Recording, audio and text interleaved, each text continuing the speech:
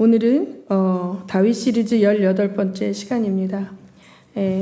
오늘은 그 사무엘하 11장을 강해식으로 좀 볼 건데요. 여러분이 다 아시는 그 사건이 드디어 닥쳤습니다. 다윗 하면 가장 치명적인 다윗의 실수가 뭐죠? 바세바의 간음이죠.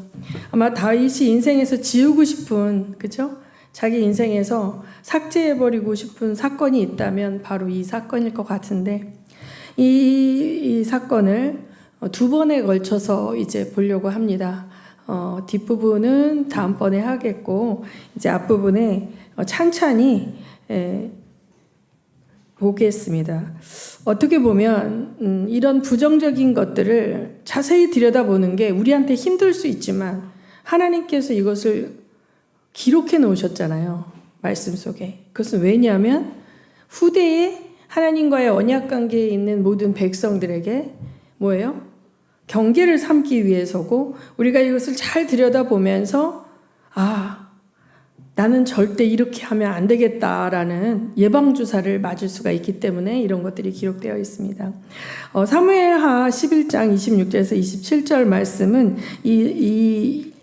다윗과 바세바의 이 간음 사건을 악하게 처리하는 그 다윗에 대해서 하나님께서 말씀하시는 것입니다. 26절부터 28절 결론적인 부분인데 27절까지 다 같이 합독하겠습니다. 시작. 우리아의 아내는 우리아가 죽었다는 소식을 듣자 자기의 남편을 생각하여 슬피 울었다. 애도하는 기간이 지나니 다윗이 사람을 보내어서 그 여인을 왕궁으로 데려왔다. 그 여인은 이렇게 하여서 다윗의 아내가 되었고 그들 사이에서 아들이 태어났다. 그러나 주님께서 보시기에 다윗이 한 이번 일은 아주 악하였다. 네, 하나님이 보시기에 아주 악했다고 그럽니다. 사무엘상 11장 11절로 가보겠습니다. 우리 먼저 이 말씀의 제목을 제가 한번 붙여봤는데요. 시작. 핍박을 이겨내고 승리한 뒤 유혹 앞에 굴복하는 다윗. 네, 다윗은 그 인생 여정 가운데 정말 전반부에 너무나 고생을 많이 했죠. 사울에게 오해를 받아서 정처 없이 이곳저곳을 돌아다니고 적국에 미친 척하면서 망명하기도 하고 아내를 빼앗기기도 하고 죽음의 위협 앞에 여러 차례 정말 처했지만 그가 한 번도 하나님을 배반하거나 악을 행하지 않고 사울을 죽일 수 있는 그 기회까지도 잘 인내하면서 사울을 죽이지 않고 왕위를 얻어냈습니다. 그런데 오늘 이 사건은 정말 그 다윗이 맞나 할 정도로 다윗이 너무나 악하게 유혹 앞에 굴복되어지는 모습을 굉장히 자세하게 묘사하고 있어요. 이 사무엘을 기록한 작가가 이거를 굉장히 자세하게 아주 클로즈업 해가지고 하나하나 보여주고 있습니다. 이걸 통해서 마치 우리에게 다윗의 악행을 고발하고 있는 것 같은 느낌이에요. 그렇죠? 그래서 이제 11절부터 보겠는데 10절을 먼저 봐야 돼. 이 바세바의 간음 사건은 전쟁 중에 일어났죠. 그러니까 다윗의 군사들이 암몬과 전쟁하기 위해서 전쟁터에 나가 있었어요. 암몬과의 그 전쟁터에 나가 있는 와중에 다윗은 출전하지 않고 예루살렘에 있다가 바세바와 이렇게 동침하는 사건이 일어나요. 그럼 암몬하고 왜 전쟁을 하게 되었을까 했을 때 10장에 그 암몬과의 전쟁이 왜 일어났나에 대한 이야기가 나와요. 그 암몬의 왕 나하스는 옛날에 다윗이 막 피난을 다니고 다른 나라로 막 숨어들고 그랬을 때 다윗을 숨겨주고 호의를 베풀어줬던 왕이에요. 그래서 암몬 왕 나하스와 이 다윗과는 사이가 좋았어요. 근데 이 나하스가 죽었어요. 늙어서 죽었는지. 어쨌든 나하스가 죽고 난 다음에 그 나하스의 아들 한운이 이제 대를 이어서 왕이 되었단 말이에요. 나하스가 죽었다는 소식을 듣고 다윗은 과거에 그가 자기한테 베풀었던 호의를 기억하고 자기의 그 신하들로 말미암아 사절단을 꾸려가지고 암몬의 왕 나하스의 장례식에 이제 조문을 보낸 거예요. 조문을. 호의죠. 선한 뜻이에요. 그런데 나하스의 그 아들 한운의 대신들은 이제 나하스의 그 한운에게 이렇게 말하는 거예요. 지금 저들이 이렇게 호의를 가장해서 우리를 염탐하러 온 것이다. 첩자로 온 것이다라고 이제 이간질을 시켜가지고 이 한운이 혹해가지고 어떻게 했어요? 그들의 수염을 깎아버리고 그 다음에 그 옷을 이게 칼로 베어서 엉덩이가 다 드러나게 해갖고 아주 수치와 모욕을 주게 했단 말이죠. 그러고서는 이제 그런 사건이 있고 난 다음에 이들이 왕 앞에 다시 돌아오기에 너무 부끄러우니까 다윗이 내가 그 모습을 굳이 안 봐도 되니까 너희들이 수염이 자라기까지 내 앞에 나타나지 마라. 그래갖고 갔던 자들이 이제 왕을 아련하지도 못하고 이제 한 곳에 모여서 수염이 이제 기를 때까지 있었던 이 사건을 통해서 이제 뭐예요?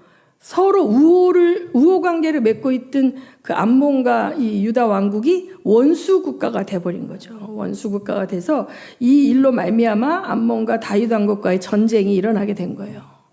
이 어리석은 왕이 그 밑에서 부추기는 그 신하들의 말을 듣고 알아보지도 않고 그냥 혹해가지고 이렇게 분란을 만들어서 전쟁이 일어나게 됐어요. 그래서 암몬이 자기의 힘만 가지고는 다윗의 군대를 무찌를 수 없겠다라는 생각을 해서 이웃에 있는 시리아의 여러 도시국가의 용병들을 사갖고 와가지고 이제 시리아군과 이제 유다 왕국이 싸우게 됩니다. 그런데 요압의 군대가 워낙 용맹했기 때문에 이 시리아 군대들이 그냥 계속 패하면서 도망가게 돼버렸어요. 그래서 이제 다윗의 군대가 그들을 완전히 격파시키고 그런 다음에 있었던 일입니다. 그래서 11장 1절을 보면 우리가 한번 읽어볼까요? 그 다음 해 봄에 왕들이 출전하는 때가 되자 다윗은 요압에게 자기의 부하들과 온 이스라엘의 군인들을 맡겨서 출전시켰다. 그들은 암몬 사람을 무찌르고 랍바를 포위하였다. 그러나 다윗은 예루살렘에 머물러 있었다. 이제 이 백전노장인 요압은 다윗과 여러 전쟁을 치렀기 때문에 아주 전쟁을 잘 치릅니다. 그래서 이제 이 다윗이 그 다음에 봄에 왕들이 출전하는 때가 되자, 이 말은 무슨 말이냐면 이 이스라엘의 팔레스타인 지방의 기후는 건기가 있고 우기가 있습니다. 겨울이 시작되는 늦가을부터는 비가 계속 오는 거예요. 그럼 땅이 질척거리고 먹을 것이 마땅치 않아서 전쟁을 할 수가 없어요. 그래서 이 우기 때는 전쟁이 멈추는 거예요. 잠시 휴전을 하는 거예요. 봄이 돼서 이제 비가 그치면 그때부터 봄 곡식이 나와요. 보리와 밀이 나오면 군량미도 조달이 되고 땅도 어느 정도 말랐기 때문에 그때 다시 전쟁이 시작되는 거죠. 그래서 이제 다시 전쟁이 시작된 것이죠. 그런데 이 전쟁의 초반부에는 굳이 왕이 출정하지 않아요. 요압이 워낙 군대를 잘 지휘하기 때문에 맨 막판에 가서 적장의 목을 벤다든지, 그러니까 성을 완전히 다 포위해서 함락 직전에 왕이 가서 맨 마지막 전투에만 참여하고 그 영광을 누가 취하는 거예요? 왕이 취하는 거예요. 지금 벌써 다윗이 이렇게 된 거예요. 그전에는 진짜 처음부터 끝까지 막 목숨을 내놓고 전쟁을 하다가 이제는 어느 정도 밑에서 알아서 다 해놓으면 자기는 맨 마지막에 가서 숟가락만 딱 얹고 그냥 딱 취하는 그런 식으로 전쟁을 하고 있는 모습을 볼 수 있어요. 그래서 이제 이렇게 전쟁을 부하들이 나가고 본인은 이제 그 왕궁에 머물렀다가 이제 왕궁의 옥상에 올라가서 이제 잠이 안 와가지고 이렇게 거닐고 있었는데 밑에 내려다 보니까 이제 누구예요? 아름다운 여인이 목욕하는 모습이 보인 거예요. 그 예루살렘의 다윗성 그 지형은 왕궁이 제일 꼭대기에 있고 이 언덕을 따라서 집들이 이렇게 있는 거예요. 그러니까 왕궁이 제일 높은 곳에 있고 그 옥상에서 내려다보면 그 밑에 있는 그 집들의 그것이 뭐예요? 환히 내려다 보이겠죠. 뭐 비행기 타고 보는 것 같이 그렇게 멀리는 아니지만 새가 위에서 보는 조감도처럼 그렇게 보이는 거죠. 근데 이 여인은 그러니까 자기만 안 보이면 되는 거, 여기서 누가 보고 있다는 생각을 못 했겠죠. 그래서 이제 이 여인이 이제 목욕을 하고 있었는데, 이 다윗이 그 여인을 보고 이제 정욕이 발동을 한 것이죠. 그래서 어떻게 하냐면, 자, 3절에 보면, 3절에 한번 읽을까요? 3절 시작. 다윗이 사람을 보내어서 그 여인을 데려왔다. 다녀온 신하가 그 여인은 엘리암의 딸로서 햇사람 우리아의 아내 밧세바라고 하였다. 자, 우선 다윗이 이제 신하를 보냅니다. 여기에서 히브리어 동사를 이렇게 동사를 중심으로 보면 계속 보내다라는 동사가 나와요. 다윗이 누굴 보내요?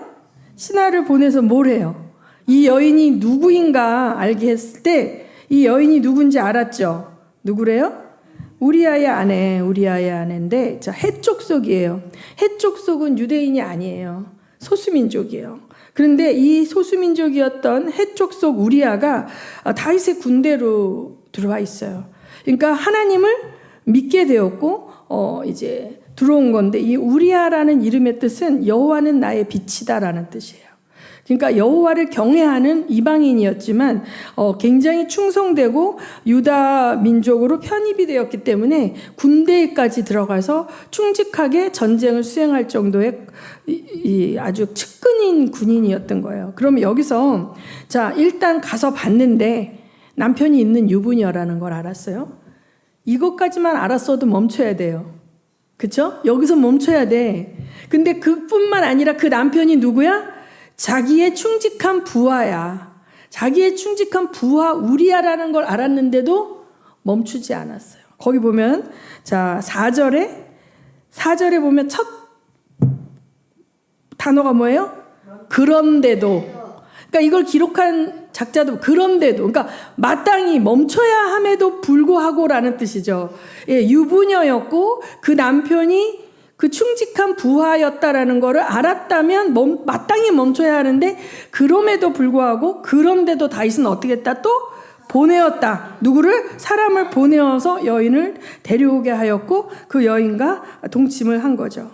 그런데 이 여인이 이제 부정한 몸을 깨끗하게 씻고 난 다음이었다. 이게 무슨 말이냐면, 이 레위기에 보면 여인들이 월경을 할 때 부정하다고 돼요. 그 피에 대해서. 그래서 이 여인이 월경을 끝나고 나서 자기가 부정했기 때문에 목욕을 하는 거예요. 그렇게 되면 뭐냐면 가임기라는 거죠. 딱 그게 이 여인이 월경이 끝나고 목욕을 하고 임신하기에 딱 적당한 그 시기에 끌려가서 갑과 을의 관계에서 그 당시에 고대 사회에서 아무 힘이 없어요. 이 유부녀고 뭐고 아무 소용이 없어요. 저항할 수 없어요. 그런 힘을 가진 자가 일방적으로 이 부정함을 씻은 여인의 몸을 탐하여서 임신을 시켜놓은 거죠. 얼마 뒤에 그 여인이 자기가 임신한 걸 알고 다윗에게 사람을 보내 자기가 임신했다는 사실을 알렸다. 자, 한 달 정도 지났는데 월경을 하지 않아. 그래, 혹시 몰라서 한 달 더 지났을 수도 있고, 어쨌든 자기가 임신했다는 사실을 이 여인은 아는 거죠. 너무 정확한 시기가 맞았으니까. 그래서 이것을 다윗에게 알렸습니다. 그랬더니 자, 6절에 또 보낸다는 이야기가 납니다. 다윗이 그 소식을 듣고는 요압에게 전가를 보내서 햇사람 우리아를 왕궁으로 보내게 했다. 요압이 우리아를 다윗에게 보내니 우리아가 다윗에게로 왔다. 다윗은 요압의 안부와 군인들의 안부를 묻고 싸움터의 형편도 물었다. 여기서 이 보내다라는 사역동사, 그러니까 보내다라는 그 히브리어의 사역형은 뭐냐면 계속 강제적으로 어떤 사람에게 어떤 행동을 하도록 시키는 거예요. 그렇죠? 시키는 주체가 되는 거예요, 다윗이.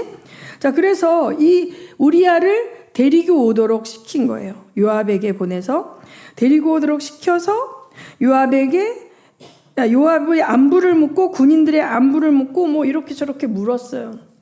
그런데 사실은 그 안부가 궁금해서 부른 게 아니죠. 왜 불렀어요? 이 우리아와 밧세바를 동침시켜서 자기의 범죄를 은폐하기 위한 아주 교활한 나쁜 술수를 부리려고 이제 부른 거죠. 자, 하나님은 다 보고 계신 거예요, 지금. 그쵸, 이거를. 그 다음에 7절에서 8절 보면, 자, 8절에 보면, 이제 그대의 집으로 내려가서 목욕을 하고 쉬어라. 우리아가 어전에서 물러가니 왕은 먹을 것을 함께 딸려서 보냈다. 자, 그러니까 굉장히 휴가를 주는 거예요. 포상 휴가를. 이제 집에 가서 좀 푹 쉬어라. 그동안 전쟁터에서 고생했으니, 그 다음에 왕의 어전에서 막 진수성찬을 딸려 보내는 거죠.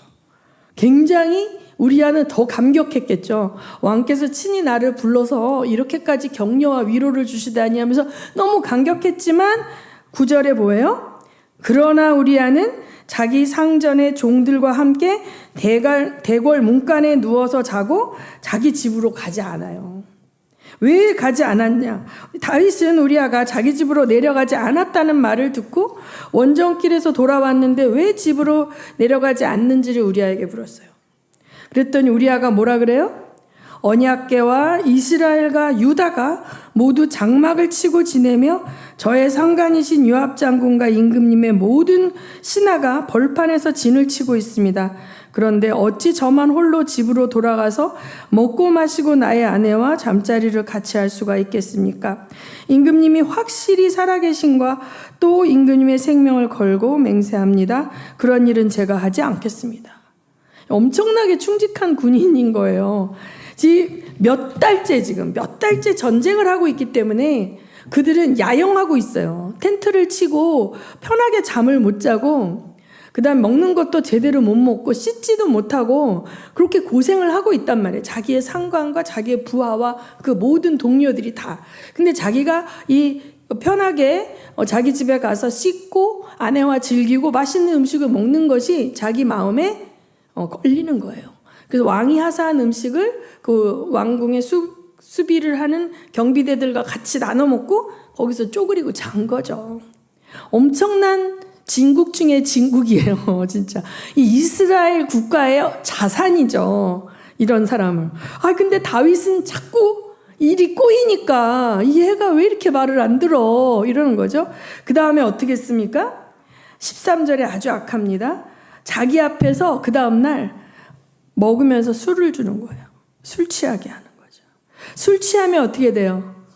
관성에 의해서 행동을 하잖아요. 옛날에 우리 김유신 장군이 술 취했을 때 그 생각나세요? 그 말이 이렇게 기생집으로 데려가가지고 해서 그 말을 이렇게 배워버리니까 이 술 먹고 하는 행동이 이제 평상시에 가장 많이 했던 행동인데 이 사람은 술을 취했는데도 안 가는 거예요.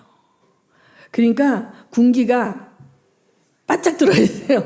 절대 무장이 해제되지 않는 군인 중에 군인인 거죠. 아직 전쟁이 끝나지 않았기 때문에 그가 후방에 있던, 그가 전방에 있던, 그는 긴장을 풀지 않는 참 군인 중에 군인이었어요. 이런 사람은 이스라엘의 보물 중에 보물이고 굉장히 귀한 자산이 있고 인재인데 도저히 자기의 범죄를 은폐할 수 있는 알리바이를 우리아가 만들어주지 않으니 할 수 없이 죽이는 거죠. 자기를 죽이라는 밀서를 가지고 요압에게 가서 그걸 전달했습니다. 왕의 편지라고. 그랬을 때 뭐라고 써 있어요? 전쟁이 맹렬한 곳으로 우리아를 투입해라. 우리아를 투입해서 그를 죽게 만들어라. 그러니까 요압은 벌써 척하면 척하고 알아듣는 거죠. 그래갖고 이제 전쟁이 맹렬한데 우리아를 투입했다가 우리아만 죽었습니까? 우리아만 죽지 않고 우리아와 함께 갔던 몇 명의 군사들도 같이 죽었어요. 그러고서 이 사실을 보고할 때 그 전령에게 뭐라 그럽니까? 왜 그렇게 전력의 손실이 나는 공격을 무리해서 감행했냐 하고 왕이 책망하시면 우리아도 죽었습니다 라고 말하라, 이렇게 얘기하는 거예요. 요압은 이미 알고 있는 거죠. 능구렁이가 다 된 거예요. 그러니까 진짜 전령이 가서 그렇게 말하니까 아주 가증스럽게 이제 뭐라고 얘기합니까? 25절에 한번 읽어볼까요? 25절에 그러자 다윗이 전령에게 말하였다.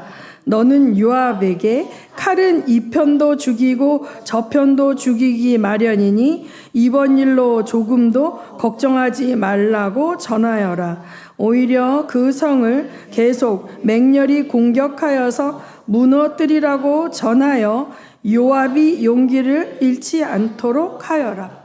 네, 아주 마음이 아주 통이 크고 넉넉한 왕처럼 드디어 우리아가 죽었구나. 휴, 속으로는 이랬겠죠.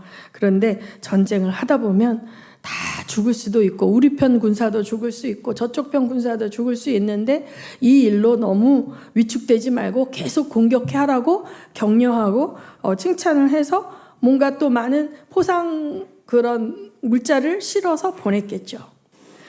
그러고 난 다음에 이제 우리아의 아내가 자기 남편이 죽었다는 소식을 듣고 심히 통곡하며 우는 거죠. 이 여자가. 그리고 뭐예요? 그 여자는 알았겠죠. 자기 배에 누구의 씨가 자라고 있어요. 다윗의 씨가 자라고 있고 전쟁에 나갔던 그 자기 남편이 죽었다는 소식이 들어왔을 때 과연 이것이 전쟁 때문에 죽었을까라는 의심도 됐었고 그 사랑하는 남편을 그렇게 죽게 되어지는 상황 속에서 아무것도 할 수 없는 자신이 슬펐을 수도 있어요. 그런데 애도하는 기간이 끝나자마자 어떻게 해요? 장례식 끝나자마자 또 다윗이 보내어서 여기에서 이제 저는 이 한국말이라 이게 이렇게 뉘앙스가 잘 안 오는데 이걸 히브리어 본문으로 읽으면 그 보내다라는 사역 동사가 굉장히 강조가 되면서 그 다윗이 힘을 통해서 누군가를 부려서 하고 있는 악행이 계속 강조가 되는 거예요. 보내다라는 동사가.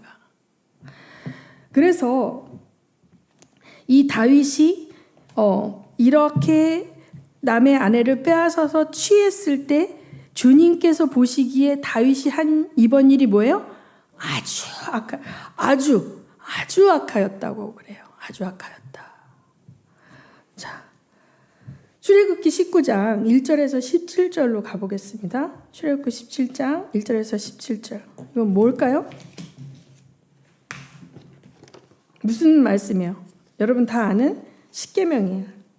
십계명. 자, 이 십계명은 출애굽기 19장은요. 19장 20장 이거는 시내산 앞에 모여 있어요. 이스라엘이 광야에서 애굽에서 출애굽한 이스라엘 백성들이 모여 있죠. 그다음에 시내산에 여호와 하나님이 강림하시면서 시내산 언약을 맺는 장면이거든요.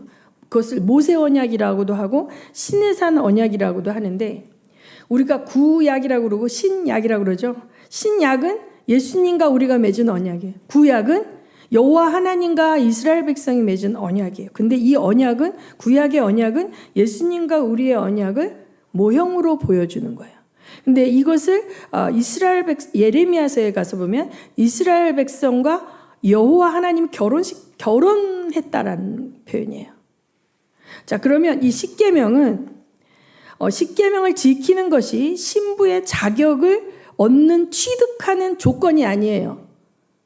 잘 이해하셔야 돼요. 이걸 헷갈리면 안 돼요. 그래서 우리는 율법을 통해서 구원을 받는 게 아니고 율법을 통해서 언약의 백성의 자격을 얻는 게 아니라 그냥 노예고 하나님도 없이 막 살았던 이스라엘 백성을 하나님께서 아브라함의 언약을 기억하셔 일방적으로 끌어내셔서 광야로 불러내셨잖아요. 그리고 결혼식 준비를 시켜서 결혼식을 하는 거예요. 그러고 난 다음에 이 언약은 뭐냐면 결혼한 신부가 이젠 유부녀가 된 거예요. 무슨 말인지 알아요? 유부녀가 됐기 때문에 신랑이 남편과만 사랑해야 돼. 신랑이 남편이 원하는 삶을, 품위를 유지하면서 살아야 돼. 언약 백성의 지위와 품격에 맞도록 살도록 삶의 방식으로 준 게 이 십계명이라는 거예요. 그러면 자, 여기에서 보면은 나는 너희를 이집트 땅 종살이던 집에서 끌어낸 주 너의 하나님이다. 내가 너희를 끌어서 이곳에 불러서 나의 아내로 삼으려 나와 언약을 맺으려고 데려왔다. 이렇게 얘기해요. 에스겔서에 보면 빨가벗겨서 버려져서 발짓하는 애를 데려다가 자기의 신부로 삼았는데 너희가 지나가는 남자들한테 음란한 짓을 해서 정부를 끌어들였다, 막 이렇게까지 표현이 나오거든요, 선지서에. 근데 이게 무슨 말이냐면, 자, 그래서 너희는 내 앞에서 다른 신을 섬기지 못한다. 다른 우상을 섬기는 건 뭐예요? 음란한 짓이다.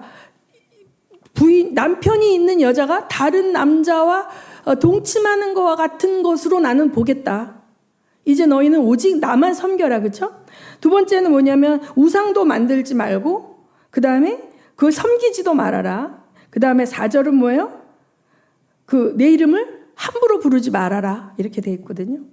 자, 그 다음에 나와 너가 함께하는 안식일은 오직 네가 나를 기억하고 나만을 섬겨라. 이렇게 안식일. 그러니까 이거는 뭐예요? 수직적이고 하나님의 언약 백성과 지켜야 할 그 정절, 믿음의 정절에 관한 것이라면, 이제 그 다음에 수평적인 관계, 도둑질하지 말아라, 부모에게 공경하라, 뭐 이웃과 탐내지 말라. 이건 뭐냐면 이 언약을 맺은 하나님의 신부로서 살아가는 사람들이 품위를 유지하고 왕족답게 살아라는 거예요.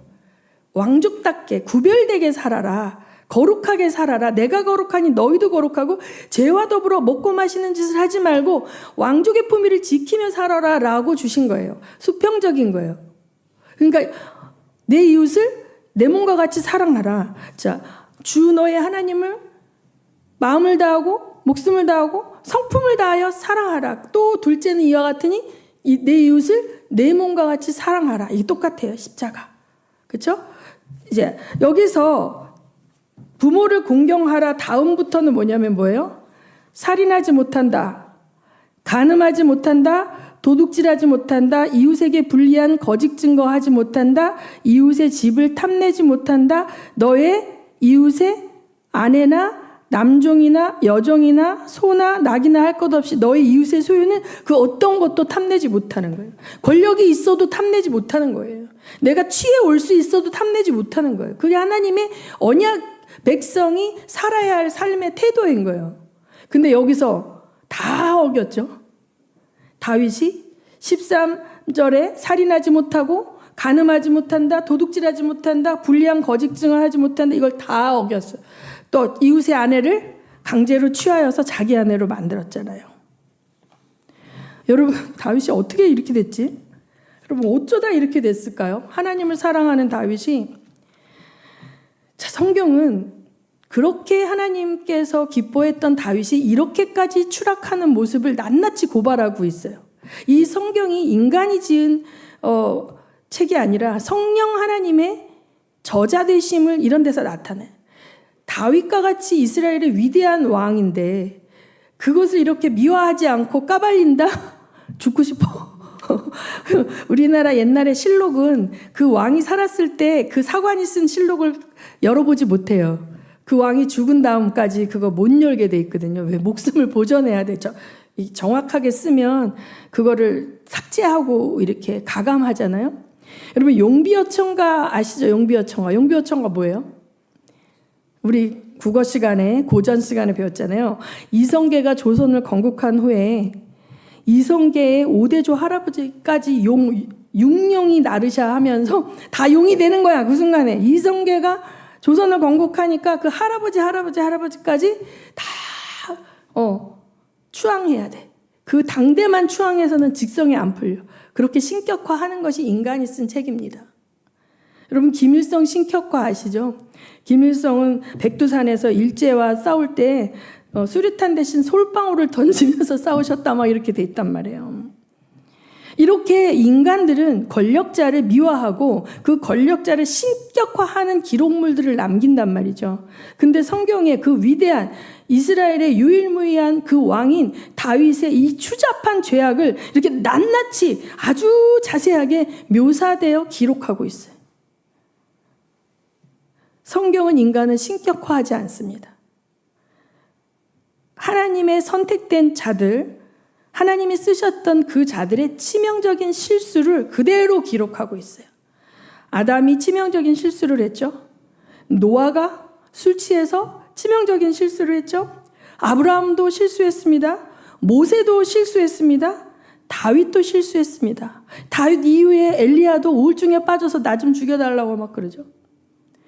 하나님께서 위대한 기적을 일으켜서 승리케 하시는 그 위대한 하나님의 사역에 파트너로 들어가 동역자로 일한 그 영적 군사였던 그 하나님의 쓰임받았던 많은 종들의 그 실수를 성경은 절대 감추지 않고 기록하고 있다는 사실이에요. 특별히 이 다윗은 한순간의 죄악으로 인해서 떨어질 수 있는 데까지 떨어지는 최악의 범죄자가 됩니다. 이것을 경계하기 위해서 하나님 우리에게 기록해 주셨다고 봐요. 너희가 선 줄로 알면 넘어질까 주의하라고 했습니다. 악행과 허물을 그대로 보여주면서 또 우리 예수님의 수제자 베드로의 비겁함, 또 위대한 사도 바울의 혈기 내고 싸우는 거, 그런 거 신약에도 기록되어 있지 않습니까? 바나바와 싸워갖고 다투어서 너는 네 길 가라 나는 내 길 갈랜다 막 이러고, 나 그놈은 절대 꼴을 못 보겠어 데려 꺼져 막 이렇게 하는 거죠. 너만 사도냐 나도 사도다 막 이러면서 바울도 혈기가 많았었어요. 그런데 이런 거 감추지 않는단 말이죠. 여러분 왜 그러냐면 인간은 위대해질 수가 없어요. 인간이 위대한 게 아니라 하나님이 위대하십니다. 아멘. 그 인간을 위대하게 쓰시는 하나님을 보라는 거죠. 그 사람을 보지 말고. 저는 그래서 기념비를 세우거나 어떤 인간이 추앙받는 걸 보면 기도가 절로 나오지 않습니까? 제가 비행기에서 하도 잠이 안 와서 콘클라베라는 영화를 보고 왔는데 너무 무섭더라고요. 그 추기경 교황 그분들이 취하고 있는 보석이 막 달려있는 그 엄청나게 화려한 옷들, 그 한 벌만 해도 엄청날 것 같은데요. 그런 옷을 차려입고 엄청난 사람들을 동원해서 빈민촌을 한번 돌고 오면 빈민을 사랑하는 삶입니까? 그렇게 얘기하잖아요. 가난한 자, 힘든 자들을 돌봤던 교황이었다고. 근데 그들이 진짜 그들과 함께 했냐고요. 예수님처럼. 그거 아니잖아요. 그들은 구중궁과 같은 그 왕궁 속에서 지금의 다윗처럼 온갖 호사를 누리면서 화려한 옷을 입고 전쟁터에는 다른 자들이 나가 있고 그들은 거기서 보고만 받고 있었어요. 그런데도 사람들은 그를 왕처럼 신처럼 추앙하고 그가 죽었을 때 하나님께 하는 경의보다 더 경외를 표하는 게 저는 정말 무서워요. 하나님이 하지 말라고 하는 걸 너무 무섭게 하고 있어요. 개념이 없는 것 같아요. 이러한 죄악 투성이의 인간은 하나님께서 회초리를 치시면 깨달을 수 있는 인간이 있고 회초리가 맞으면서도 뭔지 모르는 인간으로 나눠지는 것 같아요. 그러니까 이 다윗의 위대함은 뭐예요? 회초리 칠 때 알아들었다는 게 위대한 거지 완벽하게 죄악을 저지르지 않았다는 게 아니에요. 사울이 저질렀던 죄악에 몇 곱절 사악한 죄를 저지른 죄인 중에 죄인이었어요. 아주 잔인하고 비겁하고 교활한 죄를 저질렀어요. 오늘 우리가 낱낱이 본 거에 의하면 그 충직하고 너무 귀하고 귀한 그 우리아를 그렇게 죽이고 그 아내를 취하는 아주 나쁜 놈이에요. 그런데 다윗이 위대한 것은 그가 그러한 죄를 지었음에도 불구하고 하나님 앞에 매달릴 줄 알았다는 것. 그 위대하신 하나님의 용서를 구할 줄 알았다는 그게 위대한 거야. 그러니까 인간이 위대해질 수 있는 유일한 방법은 뭐예요? 철저하게 하나님께 매달리는 길밖에 없어요. 자기의 그 악함을 철저하게 십자가에 못 박고 예수 그리스도와 함께 완전히 못 박고 예수 그리스도의 그 거룩하신가 전능하신가 위대하심을 나에게 전이해 달라고 매달리면서 그 힘으로 살아간 인간만이 위대한 삶을 살 수 있다. 그렇지 않으면 위대해지기 위해서 막 우리가 노력하잖아요. 그러면 예수를 놓칠 수가 있어요. 내가 위대해지려고 내가 선한 일을 하려고 노력하다 보면 어느 순간 내가 탈진이 오고 어느 순간 위선과 무력감 사이에서 왔다 갔다 해요. 여러분들도 그런 경험이 있으실 거예요.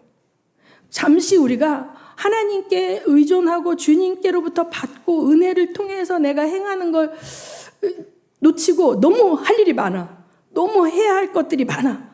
막 빨리빨리 하다 보면 내가 내 힘이 돼요.